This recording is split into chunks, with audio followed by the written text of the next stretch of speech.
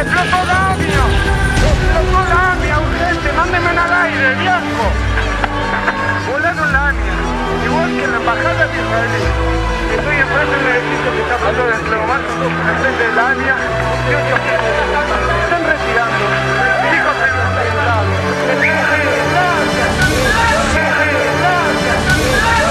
Pero destruido, piden ambulancia.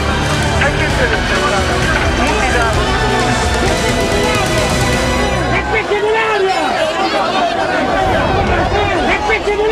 Vemos los restos de lo que fue la AMIA, el trabajo incesante, personal de bomberos, médicos de todas las entidades. No alcanzan las palabras para poder describir. Yo conocía a la AMIA de chico. La AMIA era una organización mutual, no era una organización política, era una organización que básicamente la conocía por tener una buena bolsa de trabajo, que por cierto no hacía distingos en ese momento. Buscaba trabajo para que se lo pedía, o sea, no hacía falta ser judío. Y el atentado no estaba dirigido tanto a la AMIA como a la DAIA, que estaba en el 5º piso, a la DAIA, que era el sector político de la colectividad judía, presidido por Beraja, donde por cierto no murió prácticamente nadie en la DAIA, porque en la DAIA murió una empleada de 20 años, un mozo, creo que 3 empleados, pero todos, ningún directivo, ni un directivo. Porque todos los directivos de la DAIA y de la AMIA habían sido llamados a una radio judía, que se llamaba Radio Jai, y estaban todos lejos del edificio en el momento que se provoca la bomba. Entonces, ¿qué es lo que hay que pensar? Acá hubo gente que dijo, o sea, se puso tan paranoica de ver la complicidad evidente de Israel con, o sea, que Israel no quiere, ni Israel, ni los dirigentes judíos de la Argentina, o sea, el sionismo, para decirlo en términos generales, es gran encubridor de los atentados. Entonces, ante esta realidad, hay mucha gente que dice, son ellos los que pusieron la bomba.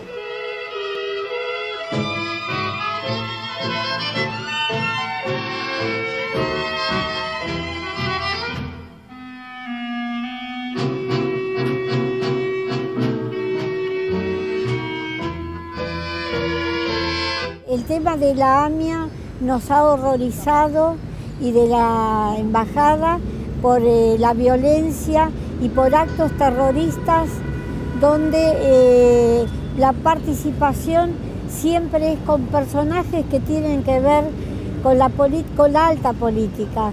No tiene que ver el pueblo. Este pueblo nuestro no discrimina a nadie. Acá no hay religión que sea discriminada. Sí protestamos cuando hay agresión de un país a otro. Por ejemplo, estamos en contra de que Israel viva atacando a los palestinos. Es una inmoralidad. ¿Cómo no intentar? Siempre hay que intentar en la vida resolver los problemas. Me niego a ser esos pusilámines vegetativos que están ahí haciendo la plancha y que no les importa nada.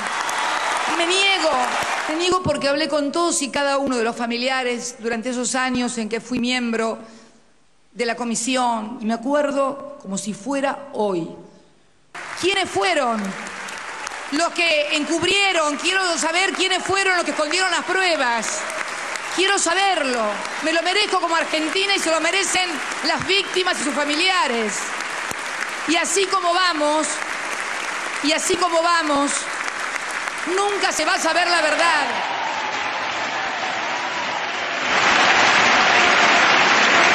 Me parece que es una iniciativa que Es interesante teniendo en cuenta de que estamos próximos a cumplir los 20 años y el crimen de 85 personas en el atentado terrorista más grande de este país sigue absolutamente impune y se ha corroborado la vinculación que ha tenido en esta impunidad el Estado Nacional. Así que me parece que recorrer este camino de colaboración con la República Islámica de Irán creo que abre una posibilidad de poder esclarecer qué pasó y juzgar a los responsables. A la fecha de hoy, mayo de 2013, Irán todavía no ha dado la aprobación por su Congreso. Esperemos que lo haga. Pero la prensa en Argentina busca esto que es realmente un triunfo, mostrarlo como una derrota, mostrar el pesimismo y que se escuchen únicamente las voces que no están de acuerdo con el memorando y no le da espacio a aquellos que dicen no, esto es algo maravilloso, queremos escucharlos, queremos que hablen, que hagan su defensa y que la causa pueda avanzar. Acá no estamos ante un caso de relaciones exteriores típico o casual, estamos ante un hecho que ha marcado la historia de los argentinos y que también se inscribe en la historia del terrorismo internacional. El gobierno de Israel dice que fue Irán. Para Israel, hoy Irán es el gran enemigo. Entonces, yo ahí sí pongo una distancia, porque digo, para mí las pruebas no son tan claras. Y por la forma misma del atentado, por ejemplo, yo me pregunto, ¿un Estado va a usar a sus diplomáticos para un atentado? Que es como dejar la firma. En los atentados que hemos visto no se han utilizado diplomáticos. Y después otra cosa que a mí me parece, y es lo siguiente, Irán no ha sido acusado de atentados en ningún lado. El único lugar ha sido aquí. Tenía muchas dudas de que esto fuera aceptada por los dirigentes argentinos de origen judío que se dicen con un grado de representación representante de los argentinos de origen judío, que son la DAIA y la AMIA. Porque ambos, la DAIA, que es la entidad política de representación de los argentinos de origen judío, y la AMIA, que es una obra social, ambos son, en última instancia, prolongaciones de la política del Estado de Israel. Y sabía que Israel iba a rechazar este intento de sacar del memorando con Irán. Y al día siguiente el canciller Timmermans se reunió con representantes tanto de la DAIA y la AMIA, y ambos dieron un acuerdo con ciertas limitaciones a el memorando. Yo dije, bueno, tal vez esta vez me equivoqué. 48 horas después fue primero la DAIA y luego la AMIA que se manifestaron en contra.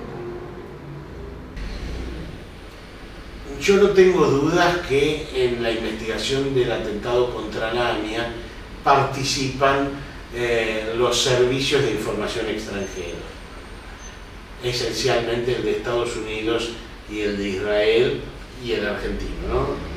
Además.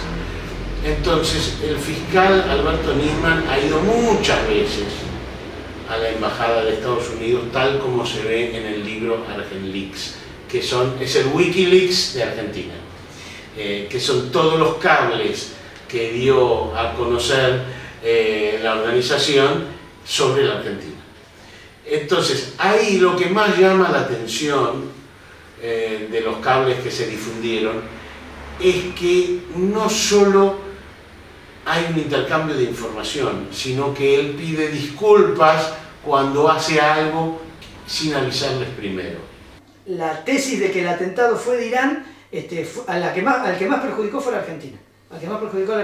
Es probable que estos atentados podamos ver nosotros alguna vez, si se llega a la verdad, que han sido operados por los poderes oscuros del mundo. No sé quién fue el ejecutor, yo no puedo decir eso, no tengo esos elementos. Hay quienes se animan a decir que fue un autoatentado. Yo no sé quién fue el ejecutor, pero sí que fue un atentado que a los únicos que le sirvieron fueron a los poderes más oscuros del mundo. Concretamente le sirvió a Estados Unidos en un sentido y le sirvió a Israel en otro sentido. La AMIA les sirvió mucho para crear una sensación aquí, para que tú no puedas hablar o discutir un tema, no puedas defender a los palestinos. Nosotros tenemos mucha más obligación en parar cualquier situación de esta para que no se use a nuestro país como un argumento para invadir a otro. A mí me ha dado vergüenza, como ciudadano argentino de familia judía, escuchar al presidente de mi país decirle al embajador de Israel en la Argentina que el atentado de la AMIA había afectado al Estado de Israel.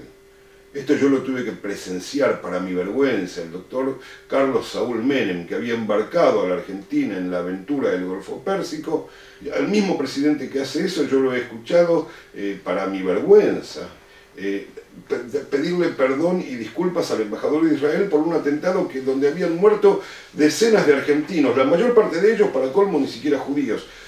Al margen de que yo no veo por qué el embajador de Israel tiene que representar a los judíos de la Argentina, eso es otro tema, es otra cosa. Entonces, pero al margen de eso, eso fue una cesión de soberanía realmente vergonzosa. El acuerdo es importante porque permite avanzar en una causa absolutamente paralizada y absolutamente contaminada por múltiples factores que podemos analizar. Y desde el punto de vista iraní, porque les permite retomar una relación anterior al atentado que era absolutamente favorable a ambos países.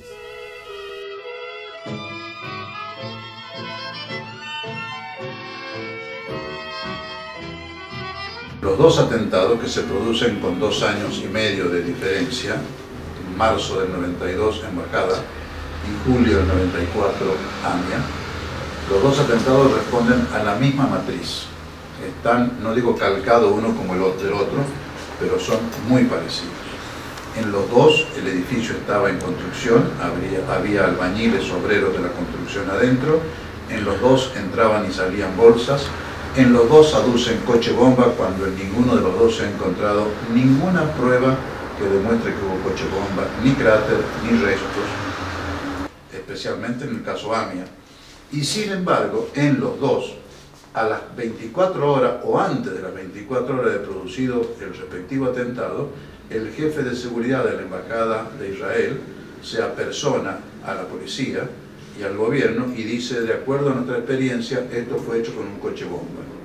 Y de ahí en más, el gobierno argentino, como decimos acá, compra, o sea, asume como suya, esta tesis, cambia todo, cambia incluso declaraciones de algunos funcionarios, de algunos peritos.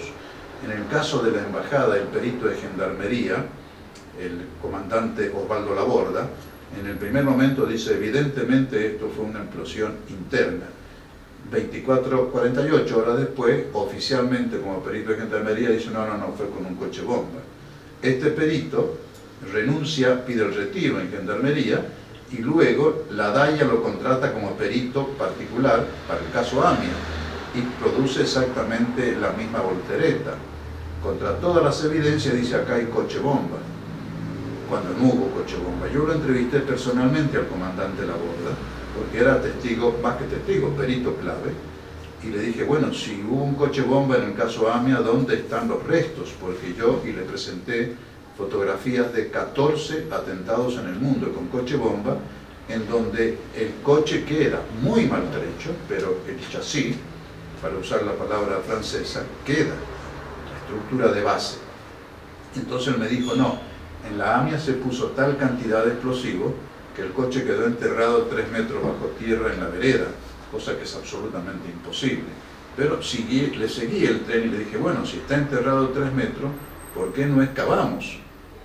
Y sacamos a luz el coche bomba destrozado y ustedes lo van a tener como una prueba. Y dijo, no hace falta porque ya está probado. Deme una prueba del coche bomba. Bueno, sí, hay restos. Señora, los restos del coche bomba en la AMIA, en total son pequeños trocitos de 2 Renault Traffic, no de 1, de 2. Suman el 6% de una Traffic. Normalmente en una explosión así, lo que queda como estructura de base es el 30%, más los otros trozos que tienen que se encuentran. No hay ninguna prueba en ninguno de los dos. De modo tal que hay que hablar de los dos atentados. Lo que se negoció a instancia de Israel y de Estados Unidos y también del presidente Menem, que le convenía porque había gente de su familia política involucrada en el atentado, fue reemplazar las cosas. O sea, donde había es como un cuchillo que primero se le cambia el mango, después se le cambia la hoja y se hace la ilusión de que sigue siendo el mismo cuchillo porque se mantiene un remache. Entonces se desvió completamente las investigaciones.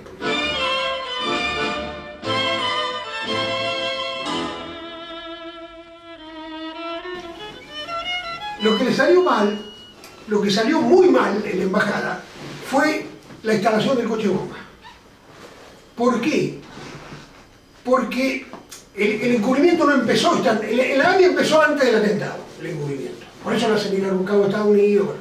En la embajada no, se ve que la embajada fue algo que sorprendió, realmente. Era el primer atentado, los tipos no estaban muy bien más. Entonces, claro, ocurre el atentado, 2 de la tarde, cuando le avisan a Menem, Menem dice, bueno, vayan, le dice a Manzano, que era el ministro de Interior, vayan con el jefe de policía y expertos bomberos a ver si ubiquen el epicentro de la explosión y todo dato que puedan conseguir sobre el atentado antes de que después se altere mucho el escenario por los rescates. Entonces van esta gente de bomberos y los tipos enseguida dicen, no, la explosión fue interior. Entonces aparece una pericia preliminar de bomberos, de expertos bomberos, diciendo que la explosión había sido interior. O sea, hasta ahí iba todo bien, la investigación era perfecta. Le pide a Misordi que la detención está aquí.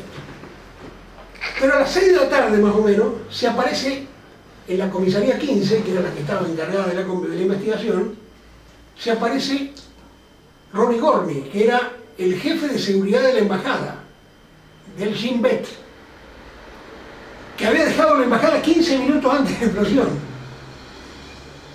Va a la comisaría y les dice, no, ustedes tienen que abandonar esa hipótesis de la explosión interior. Así, terminante. Porque hubo coche bomba. Porque yo, que conozco mucho atentados, les aseguro que hubo un coche bomba. Y bueno, ahí se acabó la hipótesis de la explosión interior. No resiste el mínimo análisis imparcial, esto se cae, pero a pedazos, ¿no? Más en la embajada. Lo que pasa es que la embajada en el 99 cierra la causa, ¿no? La embajada fueron más inteligentes en el sentido de que no detuvieron a nadie. Entonces, al no detener a nadie, no hubo controversia. Es decir, o sea, la Corte actuaba sobre ella misma. Y además, como la Corte es más sin distancia, los tipos estaban cubiertos. Nuestro gobierno, como los anteriores, no se ha atrevido a iniciar ninguna causa ni presentarse en las que están vigentes, que yo he iniciado, para enjuiciar a esta gente. Entonces imagínense el poder que tienen, las vinculaciones que tienen.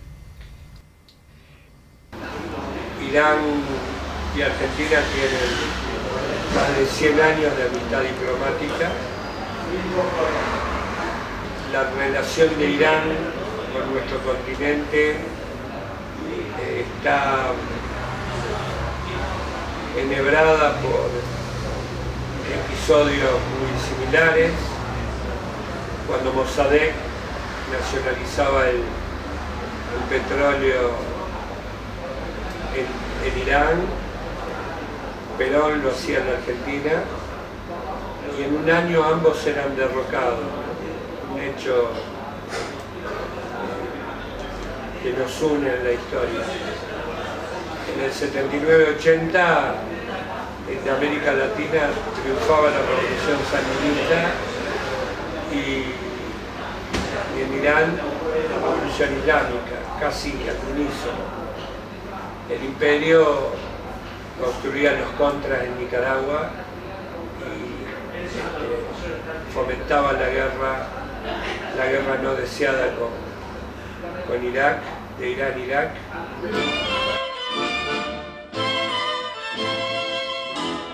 Había avanzadas negociaciones en materia nuclear previas a la AMIA y que se cancelaron después de la AMIA. Entonces ahí tenemos el famoso motivo que faltaba, que era lo que no se hacía y por eso ocurrió la embajada. Y siguió sin hacerse y por eso ocurrió la AMIA. Y se dejó de hacer porque después no hubo más atentados y las relaciones con Irán. Es decir, está claro que los objetivos de los atentados fueron romper las relaciones de la Argentina con Irán, que habían sido muy buenas durante los 80. Menem se negaba a romper con Irán, ese es el punto. Por eso ocurre la AMIA, la embajada primero, Menem se sigue negando y ocurre la AMIA. Y después de la AMIA sí, afloja, ahí tira el rosquete, acusa a Irán, dice esa famosa frase de existe mi primera prueba de que Irán estuvo detrás de los atentados, y ahí se deterioraron las relaciones con Irán y no hubo más atentados. Y no se rompieron del todo porque los iraníes, por supuesto, dijeron, no, espera, no le vamos a dar la razón a esto. Y los iraníes siguieron insistiendo, perseverantes, hasta que al final lograron este acuerdo de ahora, ¿no? Creo que la demonización del mundo islámico pasa por echarle la culpa de todo lo que sucede. Esto ha llevado al modelo, podríamos decir, Pearl Harbor, ¿no?